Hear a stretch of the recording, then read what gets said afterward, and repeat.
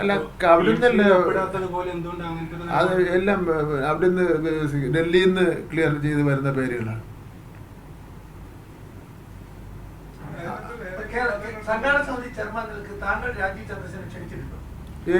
അങ്ങനെ ക്ഷണിക്കുമോ? ഒരിക്കലും ക്ഷണിക്കില്ല. അദ്ദേഹം ഇപ്പം ജനപ്രതിനിധിയൊന്നും അല്ലല്ലോ. കാര്യങ്ങൾ ചെയ്യുമ്പോൾ ഒരു ന്യായം വേണമല്ലോ അതിന്. അവിടെ ഗോന്തമാഷ ഒന്ന് പിന്നെ സഹസ്രാടിരുന്ന് കണ്ടത്, റിയാസ് മന്ത്രി വന്ന് സഹസ്രാടിരുന്ന് കണ്ടത് ഞാൻ ടി വിയിൽ കണ്ടതാണ്. അങ്ങനെ മന്ത്രിമാരെല്ലാം അവിടെ വന്നല്ലോ. ഇദ്ദേഹം ഇരുന്നതിൽ എനിക്കൊരു വിരോധമില്ല. അദ്ദേഹം ഒരു അരമണിക്കൂർ ഒന്ന് ഇരുന്ന് വെച്ചിട്ട് വേറെ ഒന്നും സംഭവിക്കുകയല്ല. പക്ഷെ ഇരുന്നതിൻ്റെ ഒരു ഔചിത്യം, അതിൻ്റെ ഒരു ധിക്കാരം